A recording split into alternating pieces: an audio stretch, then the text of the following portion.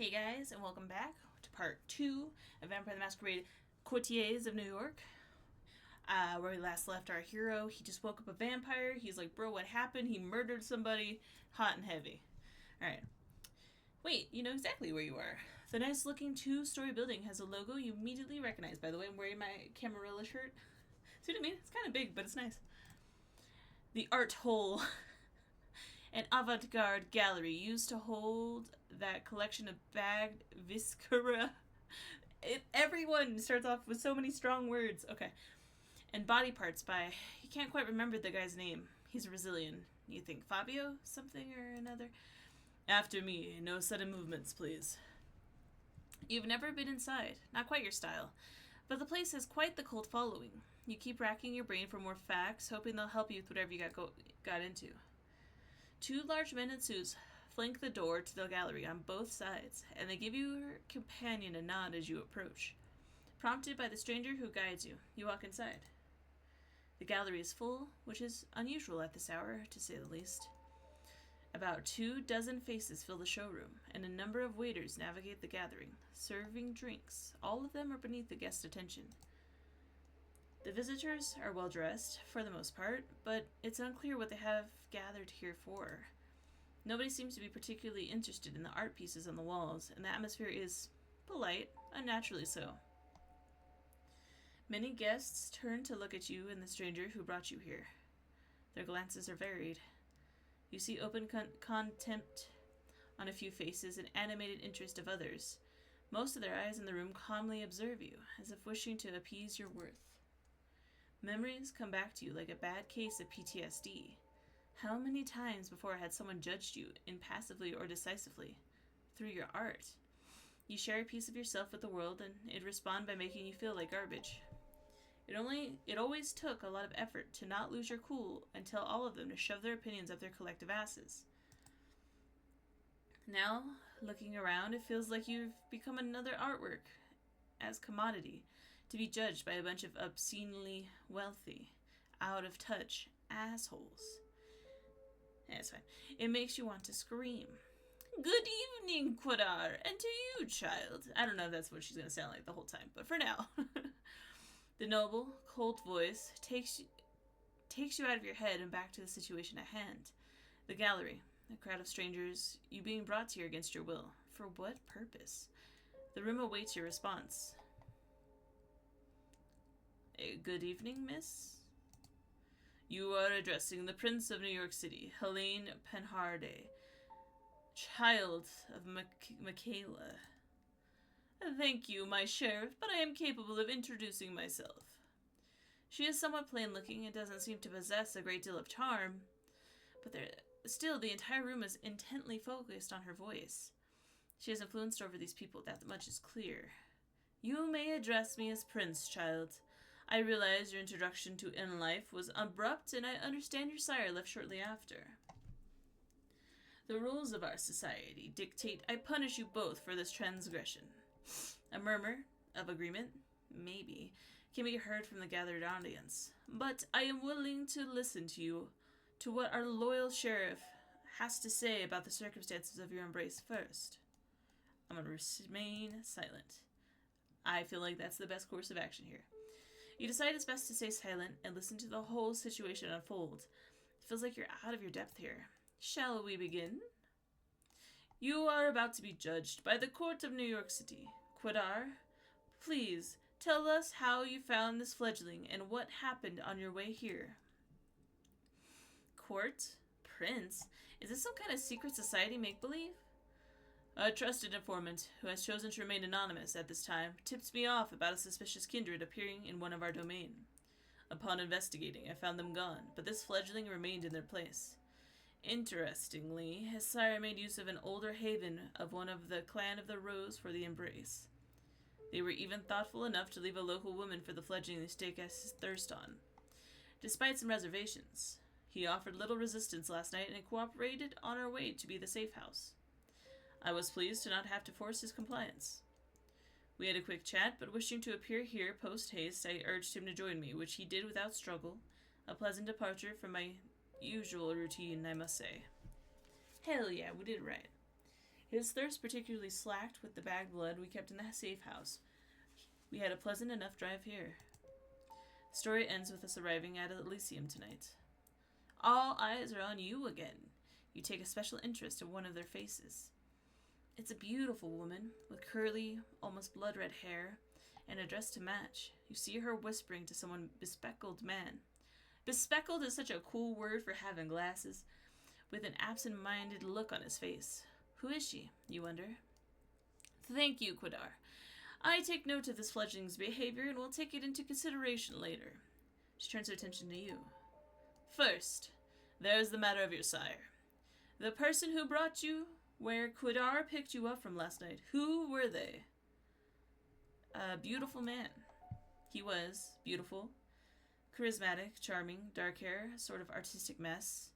Had an accent I couldn't recognize. He took notice of my art, bought a piece, in fact. I wanted to meet him again.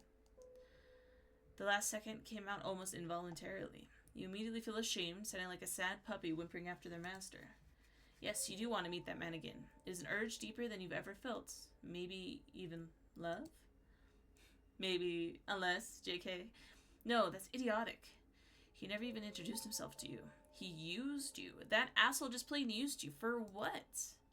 Well, Quidar, does that sound familiar? No, it does not. Or at least not familiar enough. I will continue the search after we're done here. He bought my painting. You can track him. That guy? Yeah. Didn't pay the cash, I think. Maybe you can track him that way. Oh, did your outlook on him change all of a sudden? He smirks, seemingly enjoyed your misery. Personal jabs aside, thank you for your observation. I will investigate this later. What shall I do with the fledgling, my prince? What is your recommendation, my sheriff? The traditions are clear. Thou shalt only sire another with the permission of thine elder. If thou createst another without thine elder's leave, both thou and thy progeny shall be slain. I am ready to fulfill my duty. Stay your hand for just a moment longer, Quidar. Quadir? I'm sorry. I'm bad at reading. I wish to consult my council on this. Make sure everyone is in agreement. Of course. He seems strangely relieved. The prince leaves the main showroom, and a handful of people follow her out. You're about to ask this Quidar what all this talk of traditions and councils was when the red-haired woman approaches the two of you. Sophie? Sheriff, I was wondering if I could have a word with the fledgling. For what? She lowers her voice in response. Come now, Quadir. We all know what the verdict is going to be. Let me speak to them. You might not have to stain your hands tonight after all. Her words grab his attention. His face is hard to read. It's like several emotions are struggling for domination. Anger, sadness, hope, gratitude, resolve. I'll go get my sword. He steps out of the room the way you came, and you are left in the showroom with the woman in the red dress. She takes you aside, and the eyes of the remaining guests follow you. Well then, fledgling, you are in quite the pickle. Wait, did I hear that right? What did he say about a sword? Your hearing isn't faulty. We only have a short while before the prince hears her counsel out, and Quadir returns here with his blade, so listen, please. Last night, you became a vampire. Wait, what? Oh yes, I am well aware of how ridiculous that sounds. It's the reason why we have these nicer words for it. Kindred, being embraced, having a sire. The fact remains.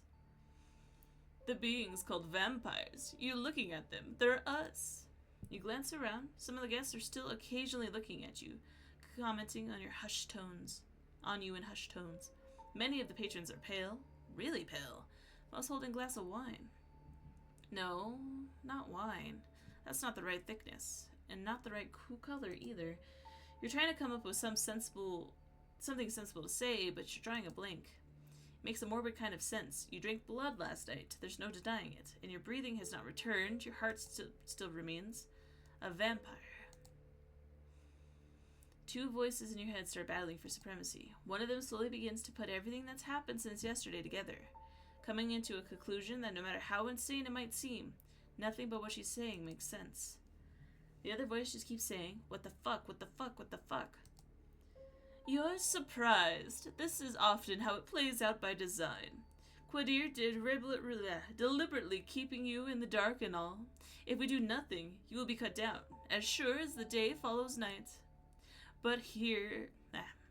But I'm here to offer you a chance, a way out, under one condition. I will take you under my wing. If you're lucky, the prince will be in a good mood tonight, and your deference to Quadir will work in your favor. She might agree to this, but only if you swear fealty to me. I am not making this offer lightly. As your patron, I will take responsibility for you. Your actions will reflect on me. If they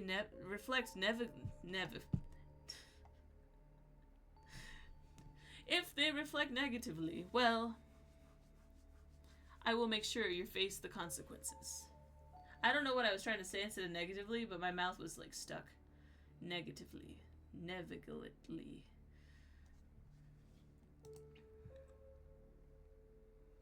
I don't want to die. But poor thing, you are already dead. Still, it's not as bad as it might feel. I can be your guide to this new reality. You need to take that chance, or perish. Steps and hushed voices can be heard from the side room. It seems the prince and her council are returning to the showroom. Quadir appears from downstairs, as well as starts walking towards you.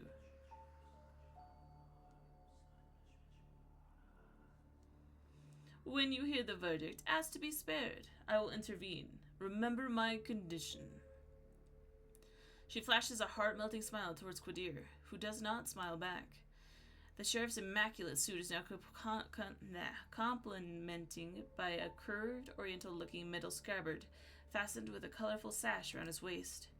It would look vaguely ridiculous if it wasn't surprisingly intimidating first and foremost.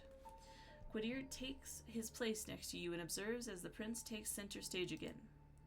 Loyal kindred of the New York City Camarilla, gathered here tonight, I have made my decision regarding this fledgling. She briefly addresses you.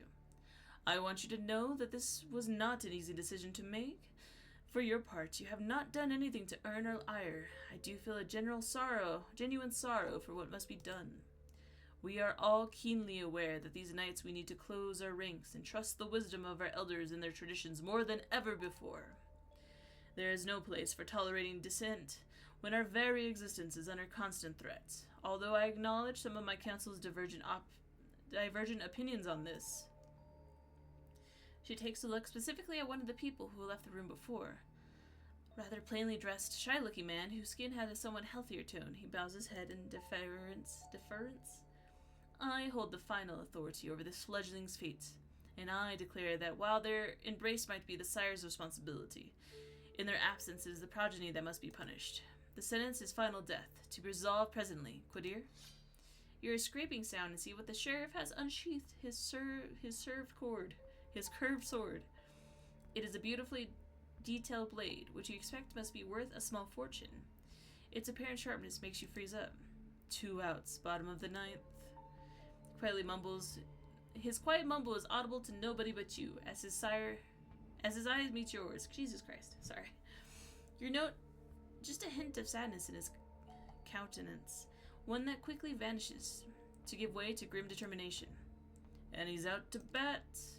You will not get another chance to speak up. Ask for mercy. You make your choice. I don't want to die. Spare me, please. Prince, if I may have you to stay the sheriff's hand for a while longer. Quadir looks at the prince, awaiting her response. The sword is still hanging above you, threatening to fall at a moment's notice. Is there something you'd like to say, Miss Lingley? Yes, if I may. At first, the prince looks somewhat annoyed at the distraction, but she stays quiet for a while, measuring the mood in her room. The bored elites suddenly look at you with aroused interest, some of them dismayed at not seeing the bloodshed, but all intrigued by unexpected twist. The prince nods. Well, let's hear it. Sophie takes a few steps forward. All eyes on her now. But Quadir's heavy hand on your shoulder makes it clear you won't take advantage of the distraction. My prince, while the traditions are clear, I believe that the proper context should be observed in addition to the letters of our laws. This fledgling is a burden, but with proper guidance, they could become an asset to our domain. As I understand, you are volunteering to take this sireless child under your protection? Protection? Yes, I happen to think they might hold a potential that would be unfortunate to waste. I do expect their full cooperation, of course. Whispers can be heard again, an incredulous voice or two. A hushed, just behead the fucker! Some suppressed exclamations of surprise. Silence! I ask all of you to make a note of this moment. I might be persuaded to bend one tradition in this child's favor, but another will have to be enforced even more firmly in its stead. Until thy progeny shall be released, thou shalt command them in all things. Their sins are thine to endure. Are you certain that's a responsibility you wish to shoulder, Miss Langley? I am willing to guide this fledgling and add a valuable ally to our sect in time of need, yes. But I would like to receive the right of destruction over them if it pleases you. Its clear tensions are high. It feels surreal to listen to strangers discussing your death, or second death, apparently, and to keep silent. You decide it's for the best to let Sophie handle this alone and not interject.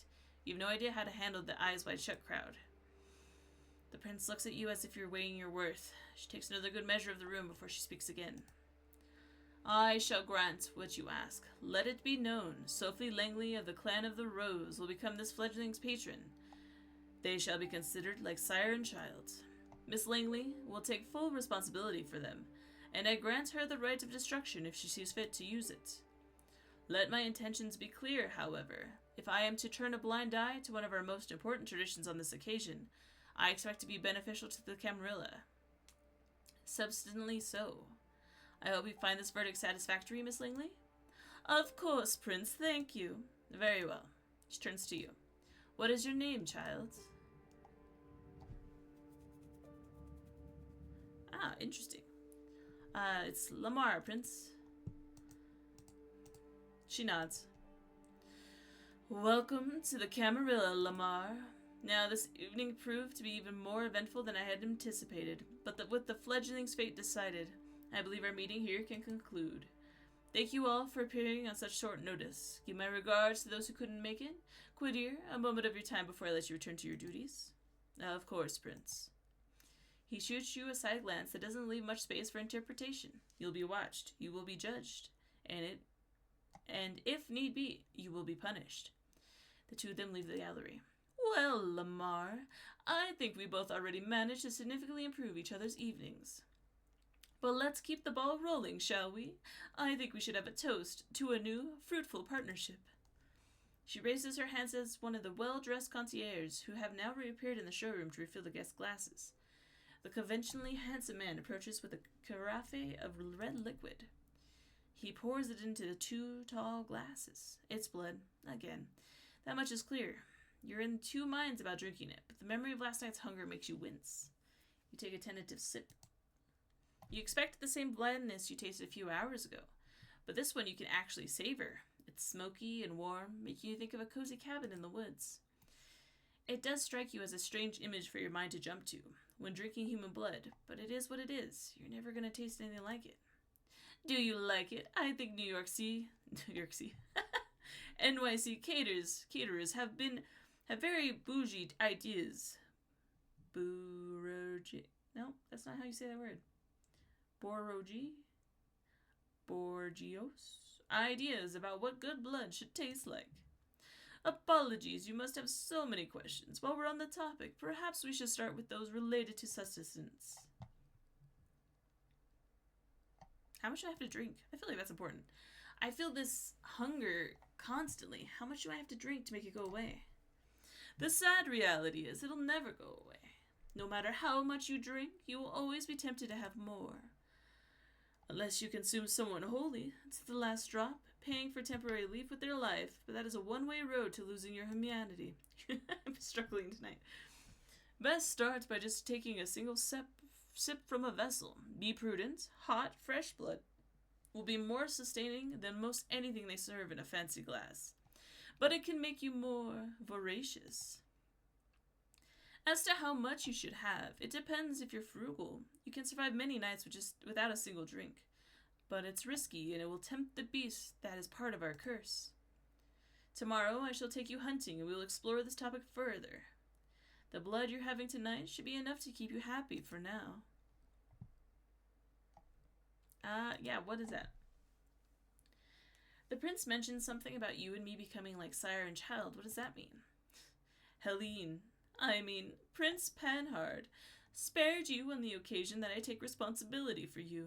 Normally, a sire and child are close. One begets the other, after all.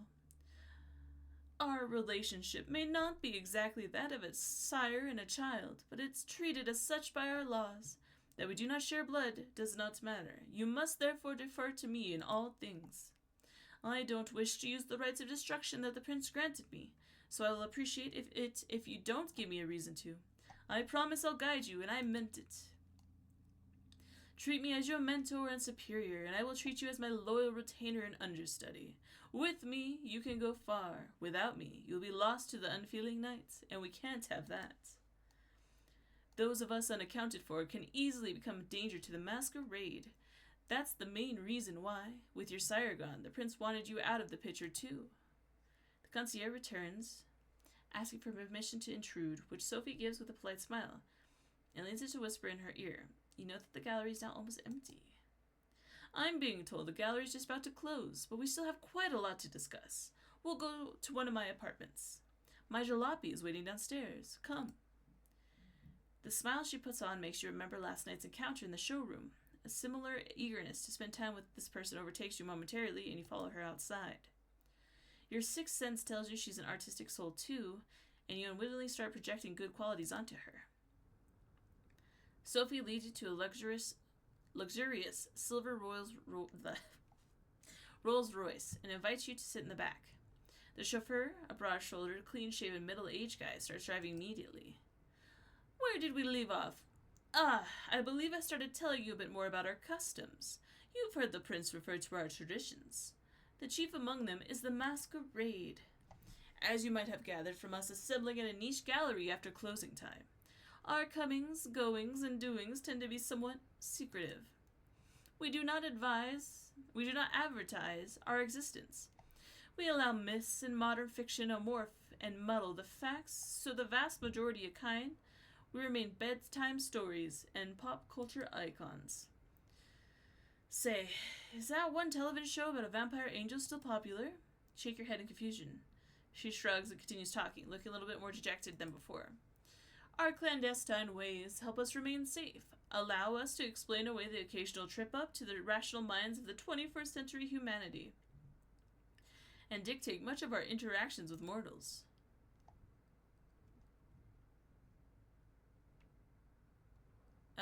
Is there anything? There has to be some stuff that the books or movies got right, or is it just vampire propaganda? There is a kernel of truth in every myth. Those concerning kindred are no exception. There are mortals who sift through and manage to separate the facts, though it doesn't happen thanks to Hollywood. For one, sunlight burns us. That's why we rest during the day. You felt it. More like being dead than being dormant, isn't it? But we have no choice. We are night dwellers, but day sleepers. Some more folk-related threats are just legends, or occasionally a minor nuisance. Garlic, running water, even religious symbols don't repel us, unless the wilder is uniquely pure and godly. Stakes through the heart, though, that's something to avoid. They do not destroy, but they do paralyze, which under the right circumstances can often be the same thing. That's a reason to have somebody like my trusted driver, Gregory, making sure you're safe when you drift away. We have many enemies, and they often know their vantage lies with the daylight.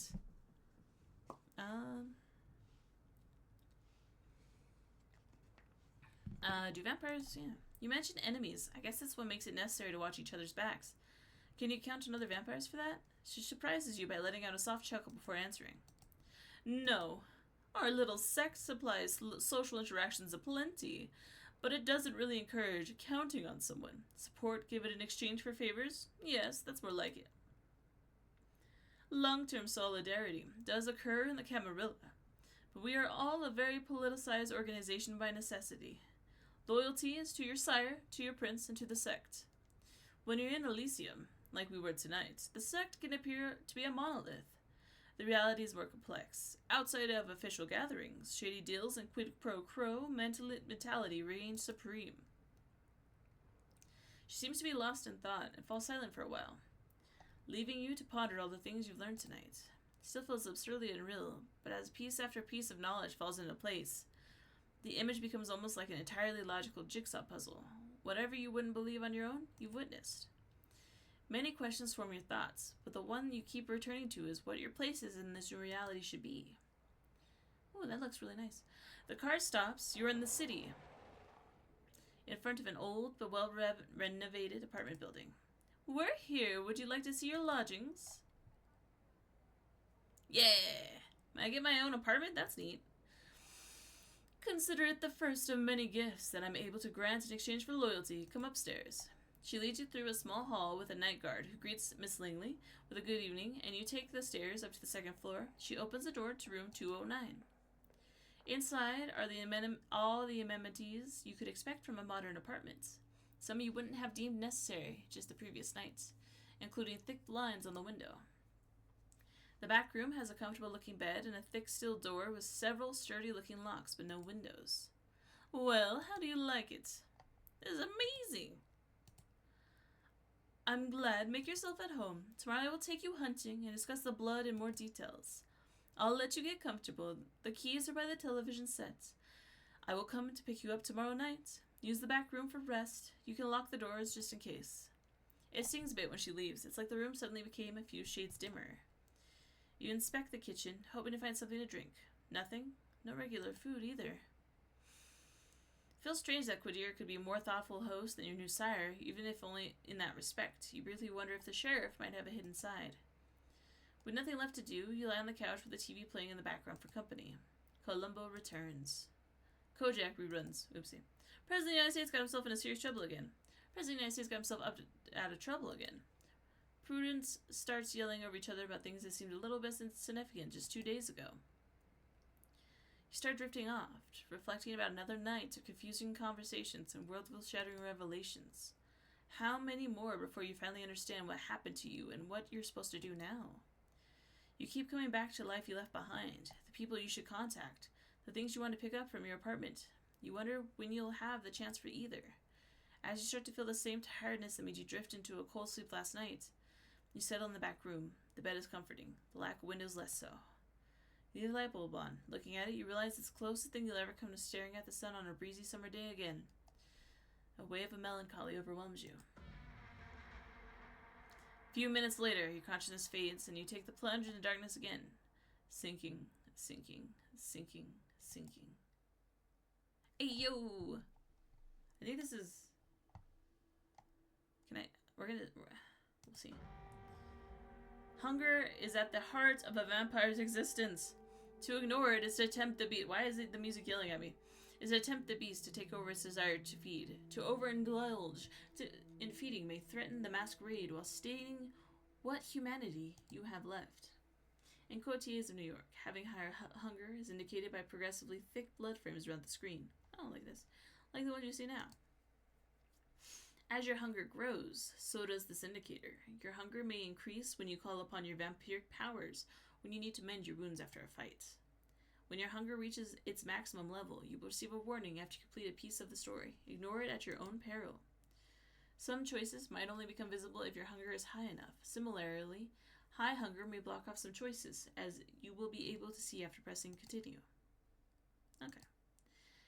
To decrease your hunger, you will need to feed. Whenever you see a feeding opportunity, you can take the risk to hunt and slake your hunger.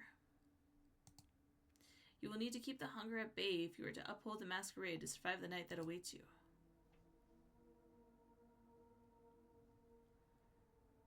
Alright, you open your eyes. The bed isn't warm.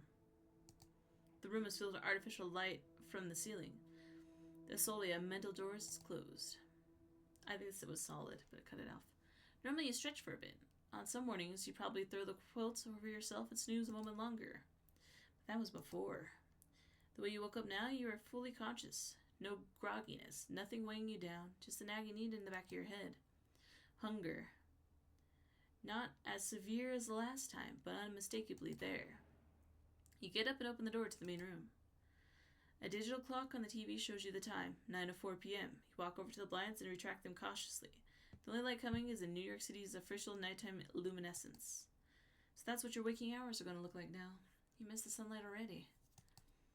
You're seriously considering just walking out of the apartment and figuring this out all by yourself, but then you come back to the memory of Quadir's exotic sword being raised at the gallery. Maybe sticking around isn't that bad Maybe sticking around isn't that bad of an idea after all. You keep jumping channels for around half an hour, and then switch to streaming services, almost if the universe had a sense of irony and catch True Blood in the flood of recommendations. The doorbell rings. It's Sophie. And just like that, we're gonna end this episode. I hope you guys had fun. I know 30 minutes isn't that long, but it's a lot of reading, which is, as we can tell, my struggle. So, I just want to say thank you guys so much for watching. I will see you in the next video. Stay spooky, and I'll see you tomorrow. Goodbye.